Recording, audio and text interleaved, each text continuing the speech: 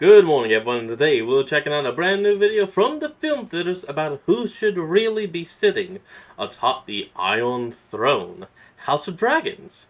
Of course, that is the prequel series to the one and only Game of Thrones, but I have seen nothing of Idle City, so I have no idea about anything other than the basic jokes. You know, winter is coming, the ice wall, dragons.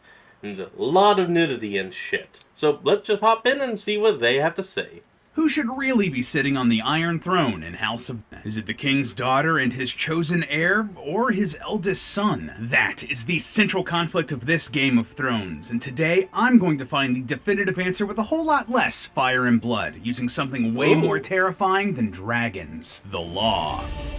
The law! No! Hello, Internet. Come on. Welcome to Film Theory, the show that absolutely wants to sit on the Iron Throne. I mean, it's a chair made of swords. That's two of my favorite things.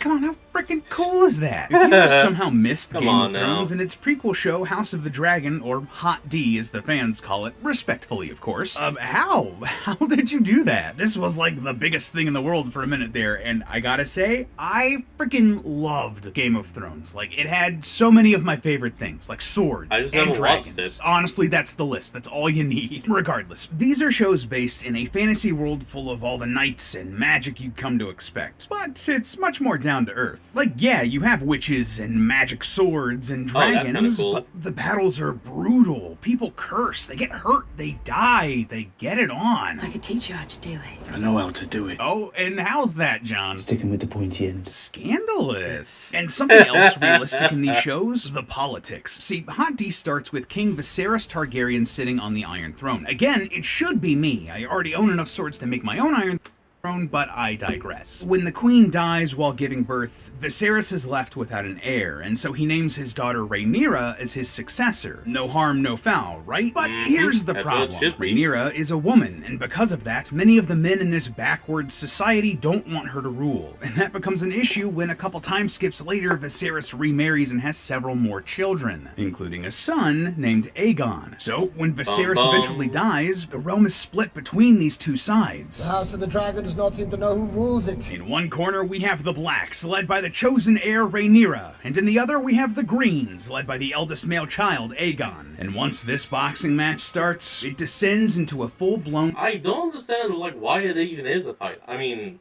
she was chosen to rule, so that should be it, in the discussion. But no, people get greedy, people get power mad, Civil war, known as the Dance of the Dragons. And this ain't no cha-cha slide.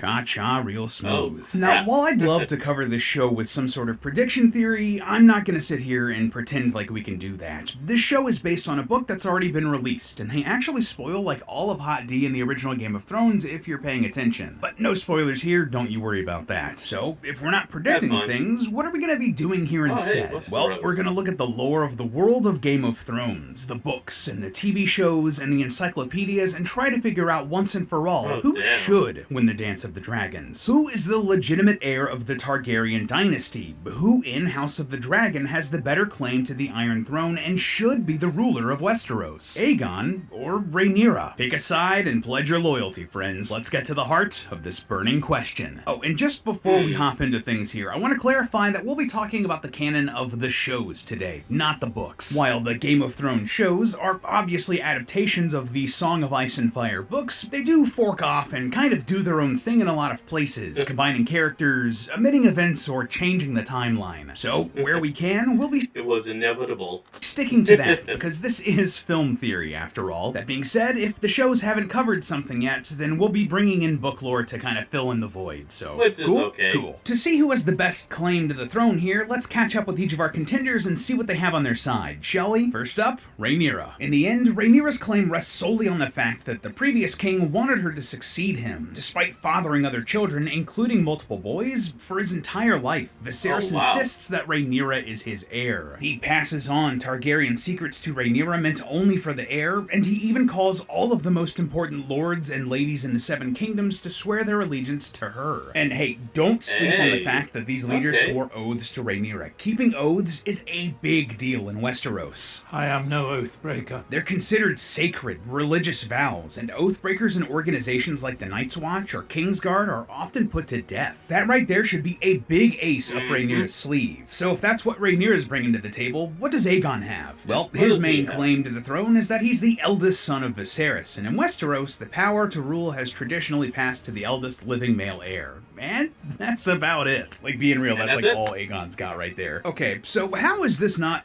The only thing he has is that he has a penis.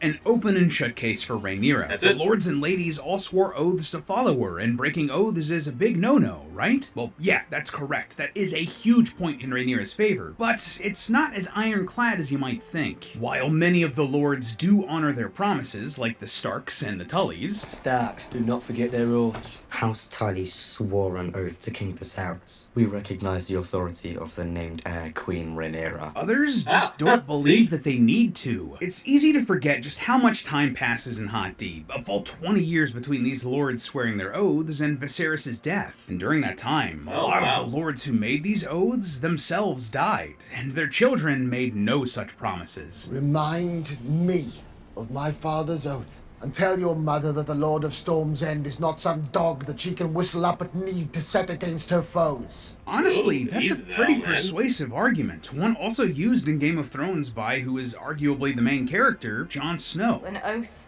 is an oath. And I'm not beholden to my ancestors' vows. And on top of that, other lords may believe that this oath is no longer valid. The Greens claim that Viserys changed his mind on his deathbed, deciding that Aegon should inherit the throne instead of Rhaenyra. How convenient for Aegon. Of course, as the audience, we know that that's not the case. This was just a big misunderstanding. But this is used as an argument that Viserys would not have expected the lords and ladies of Westeros to honor these oaths to Rhaenyra. What's more, Viserys' sway as king stopped meaning much after he died. I mean, the unfortunate part of being king is that once you're dead, you're not king anymore. You're not around to make sure that your royal decrees are followed, and you can only hope that people respect your wishes. You're born a man, and you die a man. And if those left behind don't really want to, what's to stop them from doing their own thing? This exact situation happened in Season 1 of Game of Thrones. On his deathbed, King Robert wanted Ned Stark to be the regent until his heir was old enough to rule. But when Ned presented the letter explaining this to the court and the newly crowned King Joffrey, it didn't go as planned. Is this meant to be your shield, Lord Stark?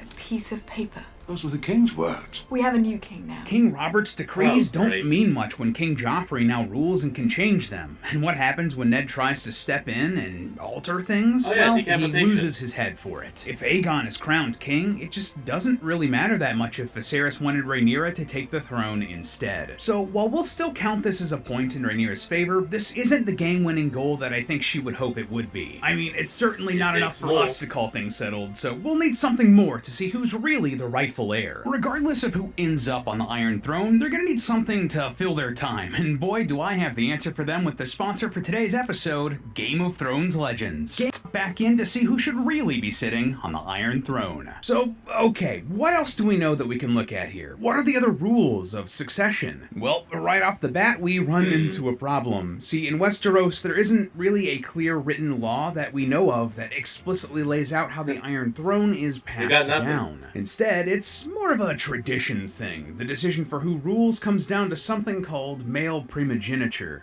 Essentially, that's a big old fancy term for the oldest son gets all the stuff, and daughters only inherit if there isn't a male heir. So, just to be clear, by that rule, had Rhaenyra been an only child, the throne would have been hers, whether the lords and ladies of the kingdoms liked it or not. But the second Aegon was born, that threw it all into question. Even though Aegon is the second child, as the oldest son, male primogeniture says that he gets the throne. So that right there is a point for Aegon. And from here, things don't necessarily get better for Rhaenyra. Precedent isn't on her side either. See, this isn't the first succession crisis that's happened with the Targaryens, or even the first one that's been in this show itself. Yeah, remember? The whole thing opens with a succession crisis. That all happened because Viserys' grandfather outlived both of his sons, leaving him without a clear heir. So he calls a council to decide whether the throne should pass to Rhaenys, the daughter of his elder son and the eldest heir overall, or to Viserys, the eldest surviving male heir. Oh, and also, hey, just an aside here, but for real, Rhaenys in a story where the main character is named Rhaenyra? I mean, I guess I shouldn't be too surprised this is a plot with two Viseryses, two Aegons, a Daemon, Aemond, Vaemon, Daeron, Rhaenys, Rhaenyra, Rhaena, Baela, Laena, Laenor,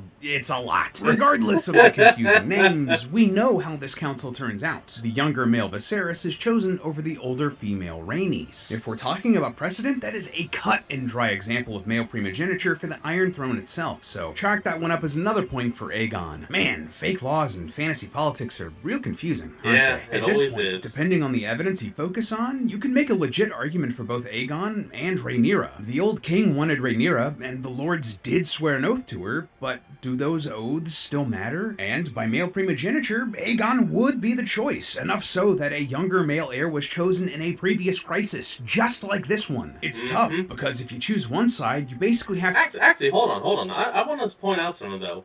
Oh, for Rhaenyra, he was chosen via the order of a council. Oh, in this case, with Rhaenyra, his daughter, and Aegon, or however the hell you pronounce his name, there is no council to decide for the king. The king made a choice. His eldest child, his daughter, shall take the throne. to ignore the evidence of the other. It's almost like this is a really well-written conflict. Who would have thought? Still, I want to find a more satisfying answer, and even though we've pretty much exhausted what arguments we can find in the history of Westeros, there is another source we can use as evidence here. Jolly old England. Oh, come on! First you steal my Game of Thrones, and now you're stealing England from me too? That's literally my whole shtick! Tom, listen, I understand. I totally get where you're coming from, but counter-argument, swords.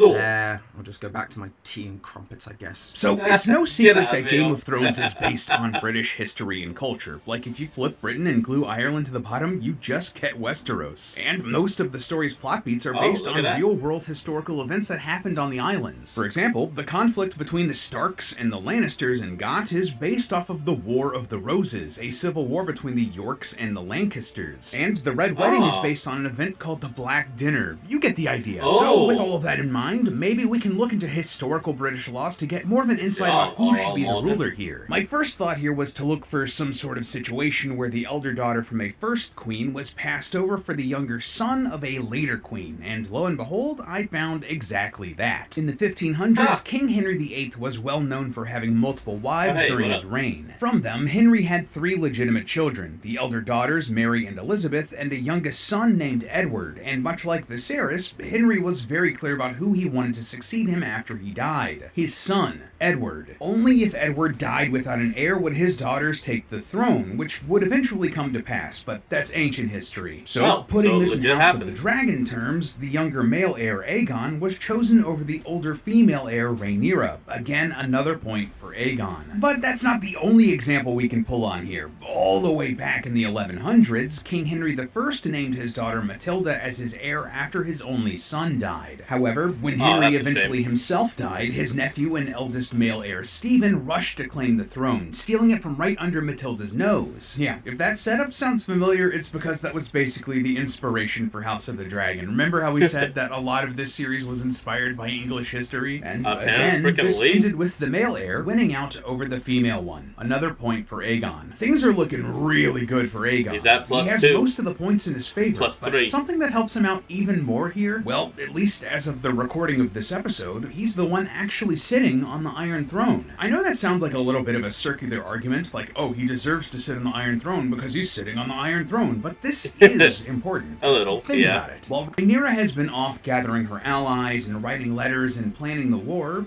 what has Aegon been doing? Well, he's being the king. He's doing all of the kingly duties with all of the symbols of being king. He has the crown, the sword, the Kingsguard, the capital. Unlike Rhaenyra, he was actually stupid enough to get involved with the fighting himself, something which was immediately used as propaganda on the battlefield. Stalwart men of House Targaryen, your king has joined you, for the Seven have blessed and shielded this host with divine purpose. Honestly, it's that is ironic. kind of awesome. No one in the actual series... I mean, it's highly dumb, but you can always rally the troops when you get into the fight as well. Is Aegon included? Think that he's fit to be king. He's selfish, impulsive, treats others horribly, and is woefully unprepared. On the other hand, Rhaenyra has trained her whole life for it, and has a much better disposition to be a ruler. She's patient, mostly listens to her counsel, tries at every opportunity to keep the peace, and really that's the whole theme of Hot D. It's an exploration of this flawed system of rulership, of giving power to someone who is unqualified qualified just because they're a man, and not to the better person for the job just because they're a woman. So, sure, Aegon might have the most points in his favor in this broken system. Legally, he might have the better claim. But would he be a better ruler? Almost certainly not. But thankfully for Rhaenyra, this doesn't mean it's impossible for her to win. There is a last ace up her sleeve that she can take advantage of here to swing this whole system back in her favor. See, while all of this legalese and tradition and rules about who's allowed to sit on the throne is important, it's not the only thing that we should be considering here. Something else that might be even more important? Who do the people want to rule them? Yeah, for a show that's about a civil war in the royal family, Hot D has spent a surprising amount of time on the small folk. Characters like Diana and Ulf the White and Hugh Hammer. And sure, these characters might have their loyalties, but what's more concerning to them? Getting food and water, taking care of their families, employment, and things are getting increasingly bad for the small folk of Westeros. This civil war has led to a blockade that's cut off access to food in the capital city, while common soldiers are slain by the hundred in battle. They're dying, they're starving, they're getting fed up. Got enough sheep for your dragons, eh? But none for us. Where's our meat? This is bad news for Team Green, and they know it. When the everyman, the small folk, the common people don't feel safe, when they feel angry and neglected, when they don't get what they need to survive, the basic necessities like food, things can go south for the people in charge real quick. Time for the in philosophy, this is an idea known as bread and circuses. According to the ancient Roman poet Juvenal, a nation can withstand a lot of hardship as long as they have easy access to food and entertainment. But if all of that goes away... Weirdly, that is still true to this day. Well, just ask King Louis about the French Revolution or Tsar Nicholas about the rise of communism in Russia. Not only did those guys do such a bad job of taking care of their subjects and keeping them happy, but they screwed the pooch so badly that their reigns more or less ended the monarchies in those countries. This is why Aegon's advisors are furious when he impulsively kills 99 innocent men just to kill a single guilty one. It makes them look bad with the commoners when they're already on thin ice. If Rhaenyra really wants to win this war, to make up this lead that Aegon has, to find a way to beat the Greens without using dragon fire to burn down all of Westeros in the process, she needs to get the common folk on her side. And hey, what do you know, but she's already started exploring this strategy in Season 2, spreading gossip about how the Greens are feasting every night while sending fresh food to King's Landing under her flag. All she really needs to do now to win is just hammer this home. In the end, it's the people that give rulers power. And really, this has always been the main theme of the entire Game of Thrones universe. All the way back in the early seasons of that show, they explain, 3 great men sit in a room, a king, a priest, and a rich man. Between them stands a common sellsword who lives, who dies.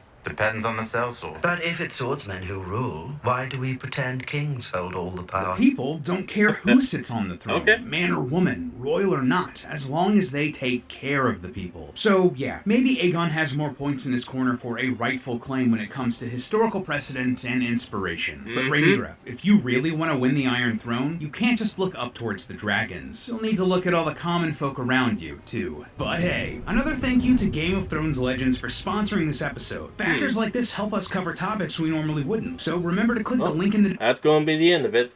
Alright everyone, well I hope you enjoyed today's video. I want you all to remember to like, comment, and subscribe for more. Link to the original will be in the description below, and I'll see all of y'all next time when we flick back on. Till then, this is Fox, signing out. Peace.